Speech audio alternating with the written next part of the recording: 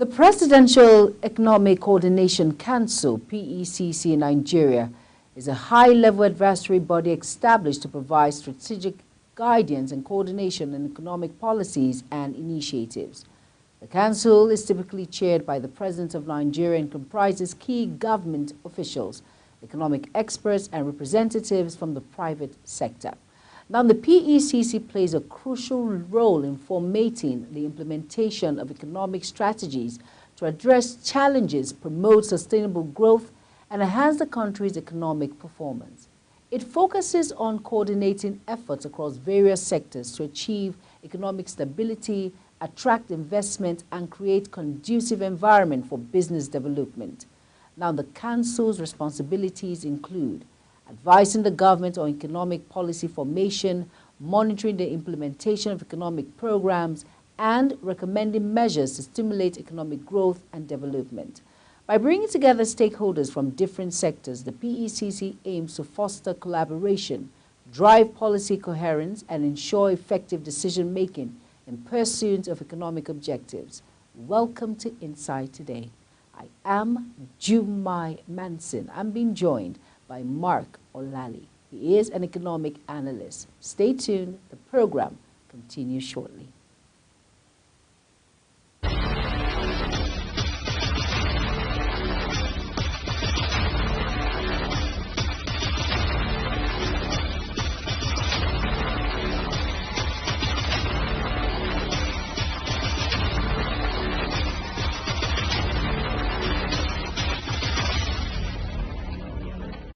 You're welcome back, and if you're just tuning in, this is Insight Today on Global Television, and I'm being joined by Mark Olali. He is an economic analyst, and he is joining via Zoom. Hello, Mark. Are you here?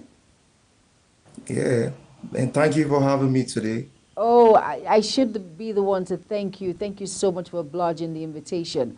Now, Mark, we're going to be looking at the Presidential Coordination Economic Council that has been set up by the President as the chair. Now, what specific measures is the Presidential Economic Coordination Council taking to stimulate economic growth in Nigeria? Okay. From what I've learned, ever since the commission was established, the council was established, I've actually not seen any, specific measures being designed, right? But it has announced, the caliber of people that will be.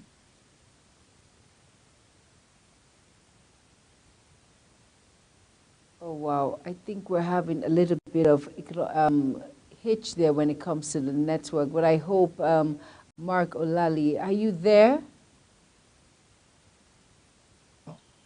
Mr. Mark? Can you hear me now? Yes, I can. I can hear you loud and clear. Please go ahead.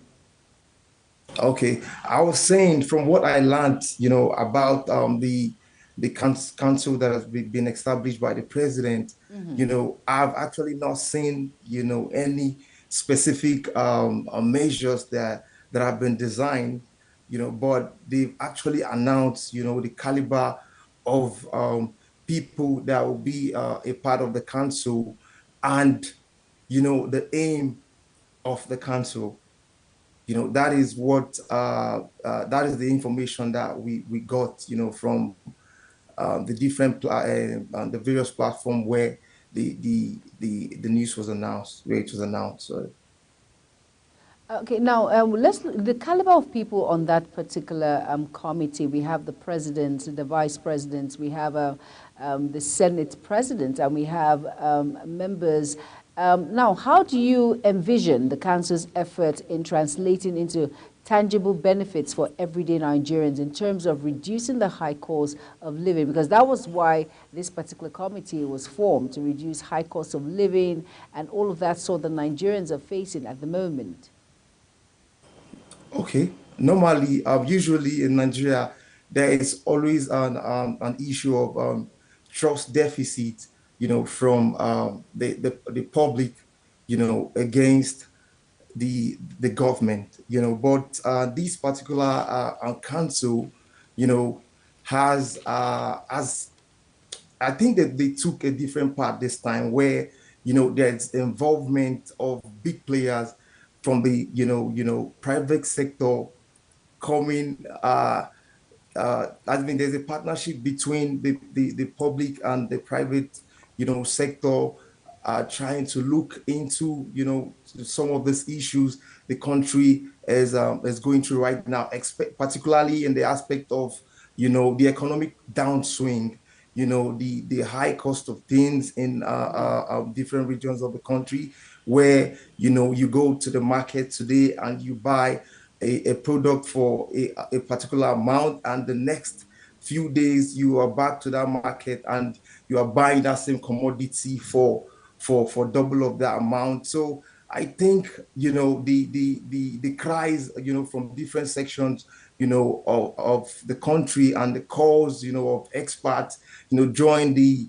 attention of the government, towards these issues, towards these, economic anomalies. It's the hope I'm having is because of the fact that the president listened, for him to come up with such a council, with the caliber of people, looking at the caliber of people that, Exactly. that are part of the council, that's the hope I'm actually having. So he appears to be a president, that listens, to the cry and to the cry of the people. But what I cannot actually say right now is how, this thing is going to turn out. I'm looking at the inconsistencies, and that we know, the previous government for, being that they come up, they say, Yes. okay, we want to do this for the people.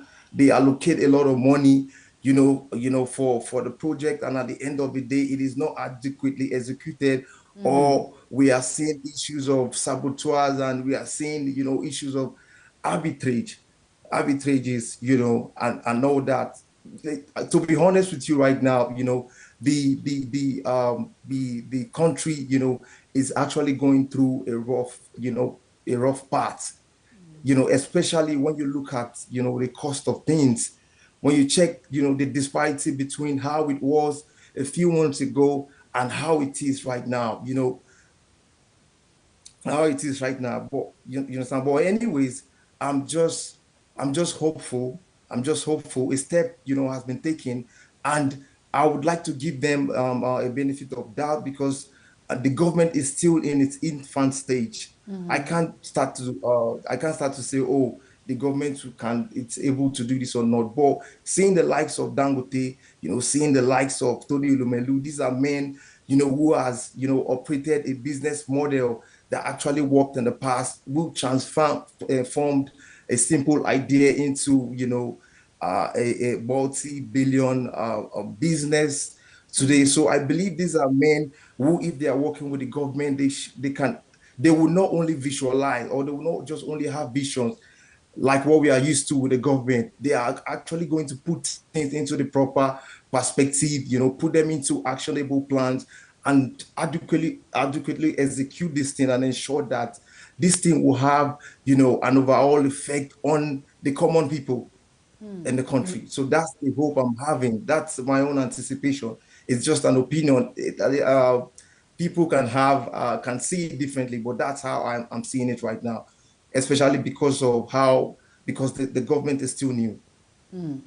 Talking about the hope of the people. Now, looking at this particular committee in general, where we have the President of the Federal Republic of Nigeria coming on board as the chair, and of course his Vice President also coming in to be a part of the committee. Would you now say that Nigerians should be hopeful that the president has us in his heart when it comes to the economic hardship that are being faced by individuals, you and I, in the country at this point?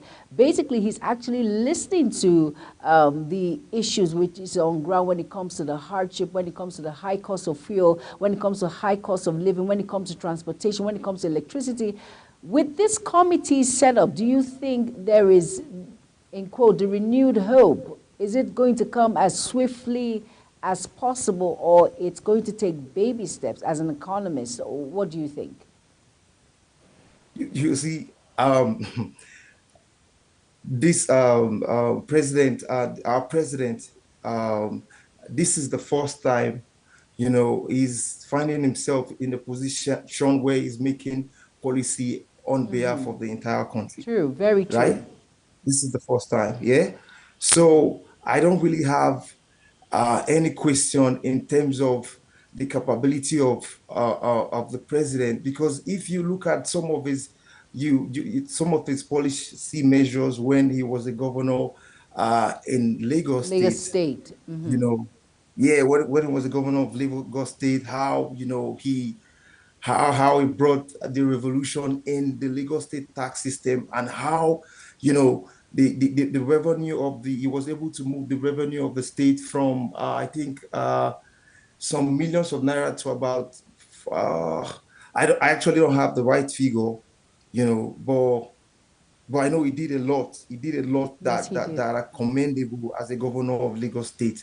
But so I Oh, wow, we're having a little bit of a network hitch there, but I'm sure Mr. Mark Olali will be joining us shortly. All right, let's quickly. Mr. Mark, are you there? Mr. Mark, are you here with us? Let's quickly go on a quick break, a very quick break, and of course, the program Inside Today continues shortly. Stay tuned.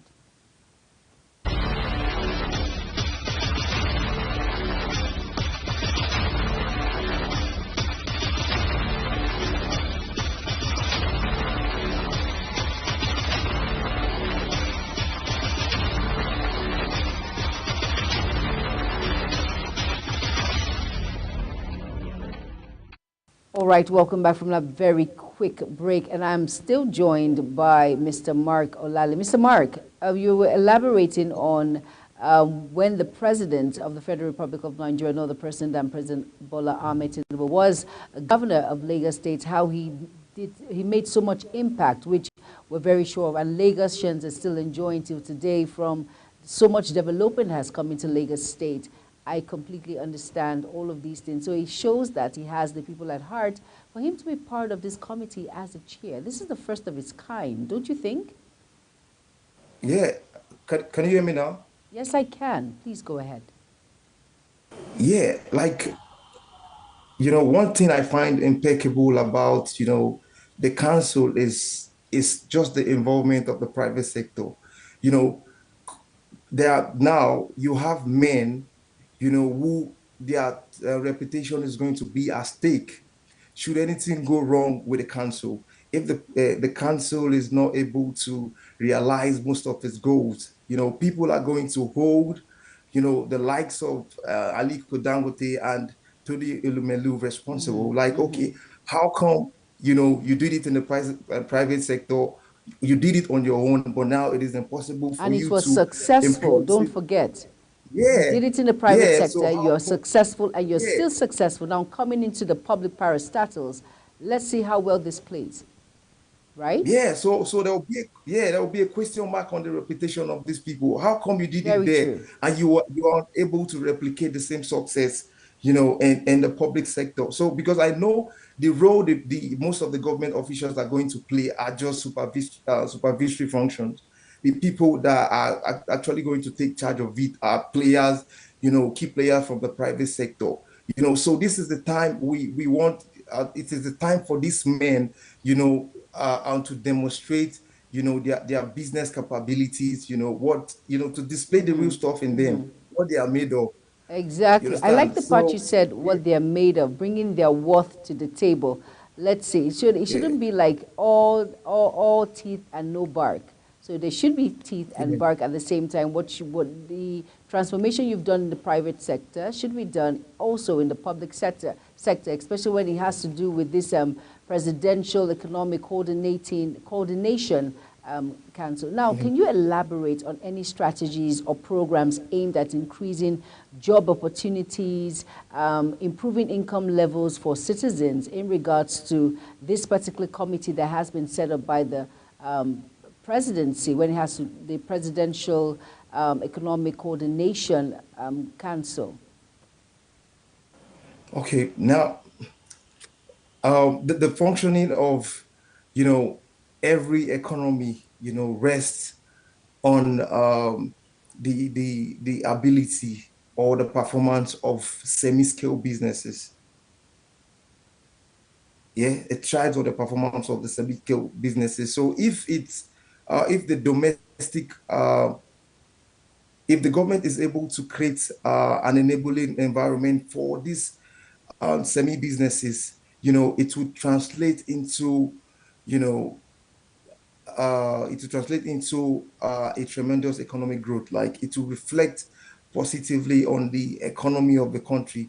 So what I would actually advise the government, to take into context is how, they can empower businesses. For example, we are going through issues of, poor power supply, where the cost of doing business in Nigeria is skyrocketing. Yeah, if you go out there to ask a lot of people, one of the biggest challenges they are facing now in doing business in Nigeria is the cost of electricity. The cost of electricity. So I just want government, to look into these issues to see how, they can subsidize, some of these things. And that's another form of empowering these businesses to try. Because, for example, if I'm doing business in an environment where, there are impediments to the growth of my business, or where I'm always finding, challenges to grow, it will be hard for my businesses to survive in such kind of environment, and that will lead to collapse. And when a lot of businesses start, packing up, automatically people will be losing their job. There will be retrenchment, in the industry, and that will bring about loss of job. People will not be able to find things to Very do, true. right? So I'll just say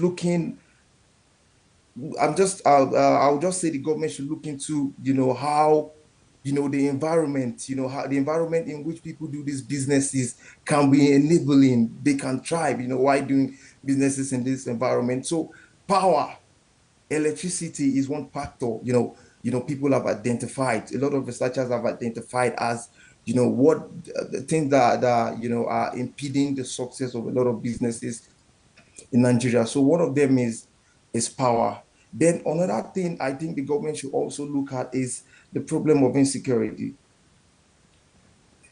Can you hear me? Yes, I can. Loud and clear. Yeah, the issue of insecurity, because if you go to like many parts of the north, it's very difficult for people to go to farm because they don't feel safe going there, because they feel they will be abducted by some unknown gunmen or Very true. headsmen, or I don't know how they call these people. You understand? So they don't feel safe doing these things. So and if you check most the north, it's behind most of the food that goes around Nigeria. They are behind the food that goes down in Nigeria. So if these people cannot go to farm, if these people cannot go out to do their day-to-day business, it will have an adverse effect on food supply in the country. And when food is scarce, what happens automatically? It leads to what? It leads to inflation. Yes, it does. It leads to inflation because the food is not even enough to go around. It's not even sufficient enough to feed people in the society where those activities are taking place. So I think the government should also, take, insecurity, like to look into how this issue of insecurity can be salvaged. Because me, I reside in Abuja, and we hear the news, we see this in the news often every now and then. So it's not safe for a lot of people, to go to their farms and all. So I think the government should just try and come up with a good security measures, that would calm, or that would help these people, back to their feet and reclaim their land and start going for their daily activities without having any fear of being lynched or being abducted. All right, now, as an economist, Mr. Mark, as an economist, looking at it critically, now, how can the council address the root cause of inflation and work towards stabilizing prices to make essential goods more affordable for the average Nigerian? Now, if you look at it critically, yesterday there was fake news making rounds where the NLPCA came to refute that particular claim that the fuel pump price is now 400 naira per liter. And they came out and they said, no, it's not true. That's fake news by the NNPCL spokesperson who came out and said that that is fake news. It's not true. Now, as an economist, in your own aspect when it comes to the economy, how do you think this particular council can come together to address the root causes of inflation and work towards stabilizing prices to make essential goods more affordable for the average Nigerian? Okay. So, in my opinion, the government actually has, a long-term plan regarding how to, stabilize the prices of goods in the country, which is not something that it's possible to happen, immediately. If you remember, the fuel subsidy was removed some months ago. Hello, can you hear Yes, me? yes, I can. Yeah, Go ahead. it was removed some months ago, and you and I are aware that that is one of the greatest determinant factor Of of course. one of. I'm not saying it's all the factors. That's one of the greatest determinant factor of why, you especially domestically produced commodities are this expensive. Businesses. Because why? Yeah, yeah. Business come again. What did you say? I said businesses also when it has to do with the fuel. A lot of people use fuel for business. They use it for transportation. Use it to, a lot of business suffer when there are no fuel because it actually powers lights. So it's very important that it is a part of one of the hardship that has caused a high cost of living when it comes to the present state of the Nigerian economy, the removal of subsidy. Yes. Yes, so what I was trying to say that there is it already the government already has an agenda. You understand? So already, according to the president, this is a sacrifice. All of us, we all have to pay for the time being, for this its policy to materialize. And this thing it will take time for this thing to happen because the government has already removed subsidy. And now it is fuel, how commodities move from one state to another is through on fuel, it's through the fuel. You understand what I'm trying to say? It's through Yes. fuel. So we've already anticipated that the fuel price will be the way it is right now. And nothing can be done about it, except, the government is ready to subsidize on the prices of goods across the country. You understand? But the government is already crying of the burden of being in a very bad financial fiscal position.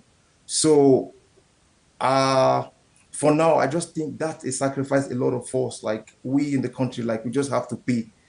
We just have to pay, except that policy is being reversed. All right, let's look at Yeah, this.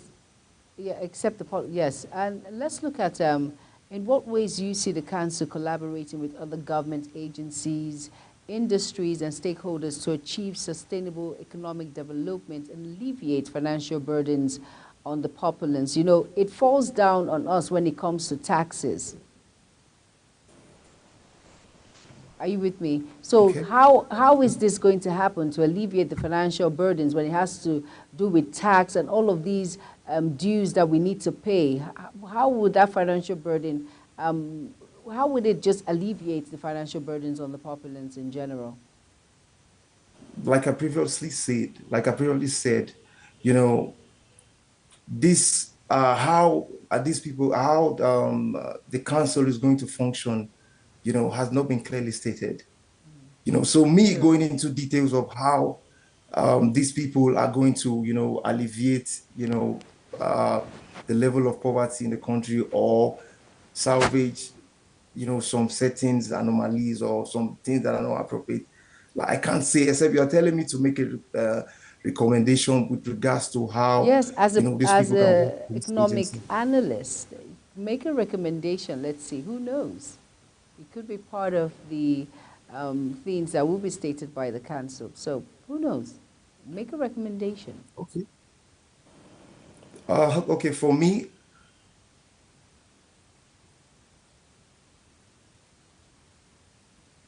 Hello, Mr. Mark, are you there? Mr. Mark?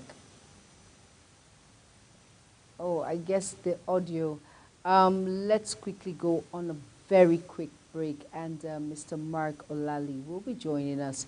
I think there's just a little bit of a hitch there, but I'm sure he will be joining us shortly. Don't go anywhere. Inside Today continues shortly.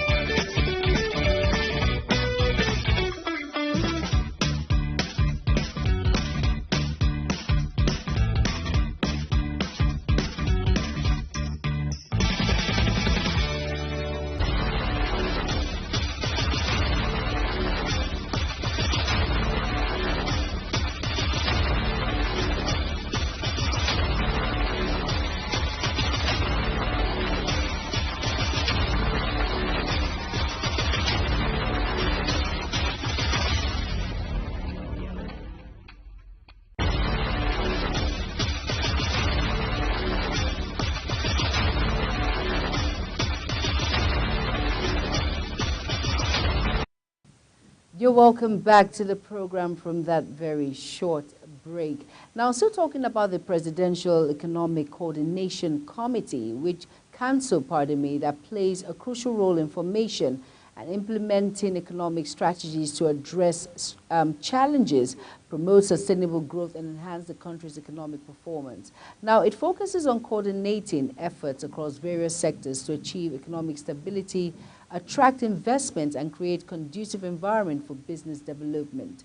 Now, the Council's responsibility includes advising the government on economic policy formation, monitoring the implementation of economic programs, and recommending measures to stimulate economic growth and development. Now, by bringing together different stakeholders from different sectors, the PECC aims to foster collaboration, drive policy coherence, and ensure effective decision-making to pursuit of economic objectives.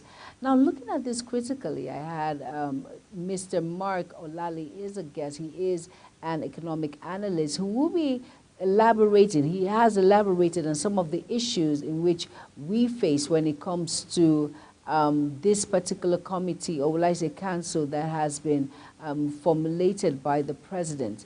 Now, when I asked the question, this is the first of its kind that the president, President Bola Ahmed Tinubu, the president of the Federal Republic of Nigeria, the first of its kind, coming in, being a part of this council, the council that the president is the chair of that particular council. It shows the levity, and of course the president having the populace in his heart to prove to us as Nigerians that he feels our pain, because he wants to find a quick solution when it comes to the issue at hand, the high cost of living, inflation, and all of that encompassed.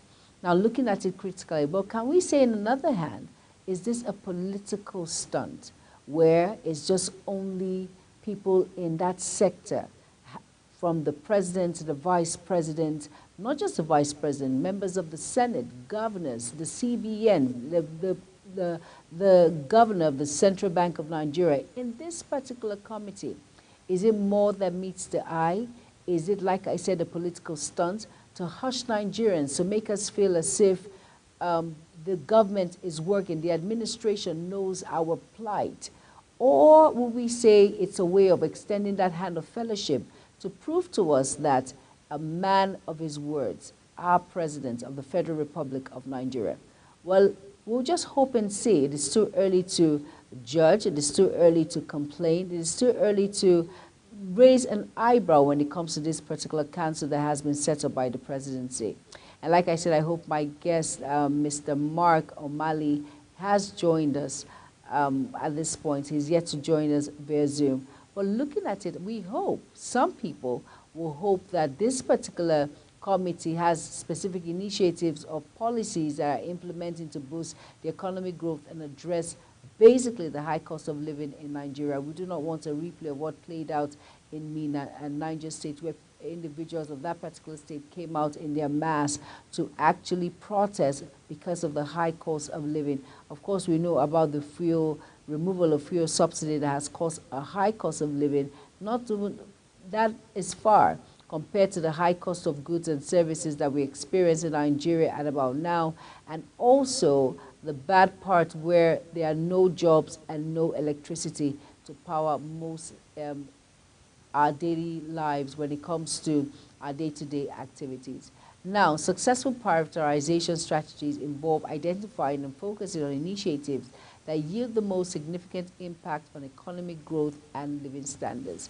Now, let us look at the investing in infrastructure. Now, we hope this particular council will prioritize infrastructure projects such as roads, bridges, and energy facilities, which can enhance connectivity, boost productivity, and attract investment. For example, the construction of new highway network can improve transportation efficiency and stimulate economic activities in various regions. That could be part of this reform to make livelihood more comfortable for the populace.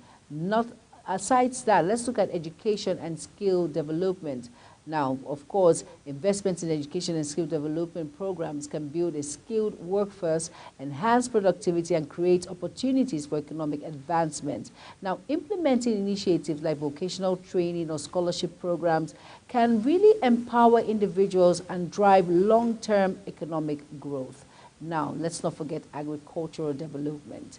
Agricultural development initiates can enhance food security, increase rural incomes, and stimulate economic growth. Supporting smallholder farmers with access to modern technologies, irrigation systems, and market linkages can improve agricultural productivity and livelihoods.